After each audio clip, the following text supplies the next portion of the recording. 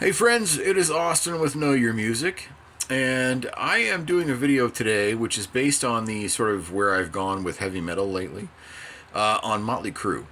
And the reason I'm doing this video right now is because I just watched a terrific review by a YouTuber called the Lair of the Alchemist. He did a great review and ranking of his 9 Motley Crue studio albums. Now, has released 9 studio albums, many live albums, singles, compilations with different songs on them and things like that, different versions of songs. The Crue's done a lot of stuff over the years since 1981, but the total of studio albums remains at 9. Now, he did a ranking of these albums, and a lot of the things that I felt that he used as negatives as to why his albums were closer to 9, 8, 7. Those are the reasons why I find these albums closer to 1, 2, 3.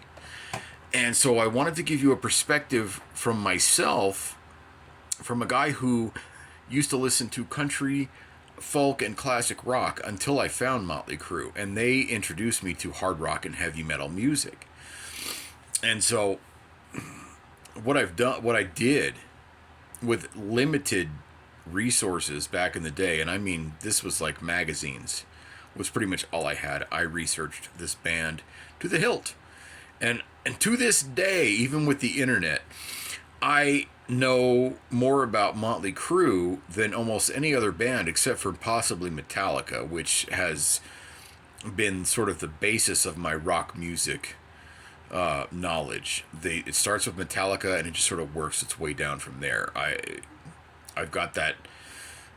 I've studied Metallica more than anything in the world, but Motley Crue is right next to that. And so what I want to do is kind of give you not necessarily a refute or a rebuttal of what Lair of the Alchemist has done, but sort of give you a different approach to the ranking system here.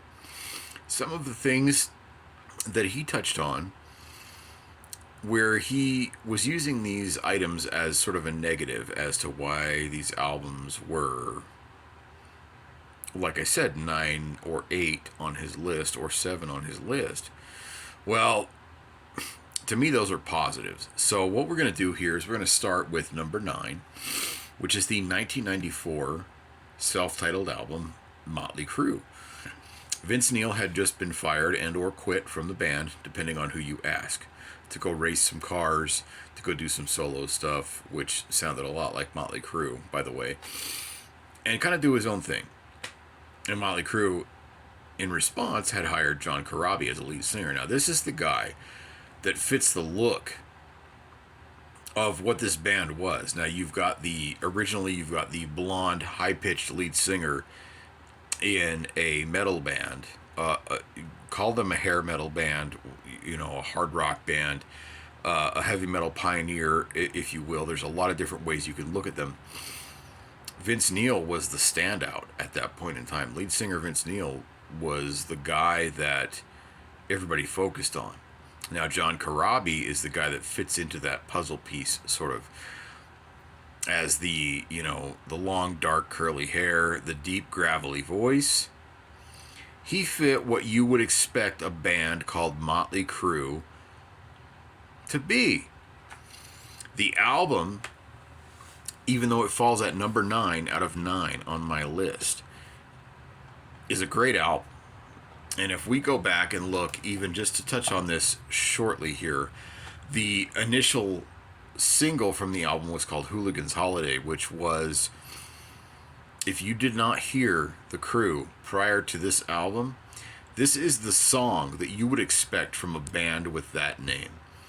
It's heavy, it's dark, it's got a lot of gritty guitar in it. John Corabi was also a guitar player, where Vince Neil rarely picked up a guitar, and if he did, it was only to augment what the other guys were doing live. He didn't play on the studio albums, rarely played live. John Corabi was a guitar player and a songwriter in his own right. He fit the mold. Now, this album is, like I said, with songs like Hooligan's Holiday and Misunderstood that were released as singles. They're heavy, they're deep, they're dark. They've got a serious lyrical content where you've got all of the guys from the band contributing to songwriting at this point in time, which had not happened previous. Other standouts from the album, the opening track, Power to the Music, really kind of gives you an idea of what you're in for, which is completely left field of what the Crue had done previously. And right after that, Uncle Jack, which may be one of the heaviest numbers that the Crue ever did.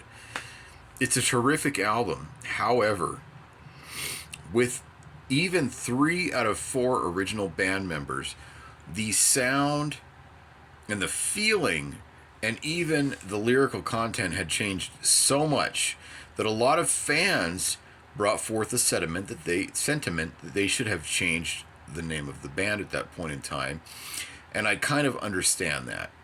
I mean, this is Nikki Sixx's band, so you can't take away anything that he does as long as he is there. Motley Crue was his brainchild, and he's the one that started it. The self-titled album is darker, heavier, slower. It's more sludgy. It's really more akin to what was happening at the time in the music landscape with grunge and alternative rock. But it's really heavy. If you wanted to compare them to a grunge band at this point, the only thing you could say is Alice in Chains. It was heavy. It was dark.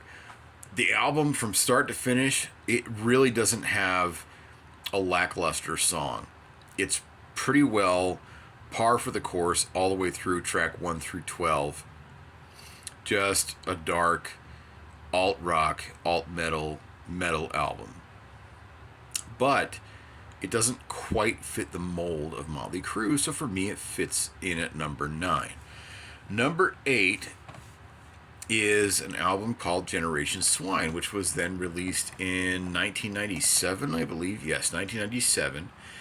Generation Swine was the return of Vince Neil. Now, the thing about this album is the vast majority of the record was written prior to Vince Neil coming back to the band. John Corabi was even a songwriter for a lot of these tracks, along with Nikki Sixx, the bass player, and Tommy Lee, the drummer. And of course, the off chance that Mick Mars, lead guitar, threw his hat in the ring. You don't get a lot of writing credits for him on this, but you know a lot of the rhythms and the lead guitars were put together by Mick Mars after he had heard what Nikki and Tommy had written. Mostly Nikki Sixx. He is the main songwriter for the band, the bass player. Vince came back.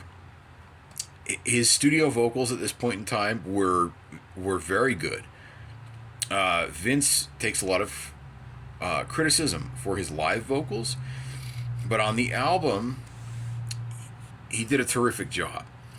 And it sounds like, vocally, it sounds a lot like classic Motley Crue, but you also have tracks where Nikki has taken the vocal lead, and even Tommy has taken the vocal lead, and it really changes the dynamic of the album. And if you consider that a lot of these songs were written by with Stan Humphrey, who was their producer, uncredited, mind you. If you look at the album, you won't see his name on there, but you know Nikki Sixx was actually writing songs with Humphrey.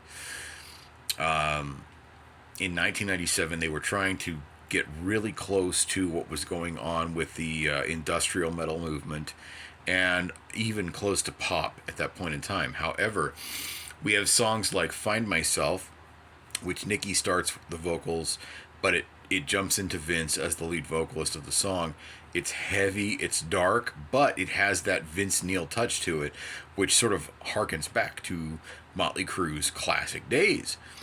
And the same thing with like the lead single, Afraid, which really, if you didn't know who this band was prior to the album being released, you would consider this a pop song.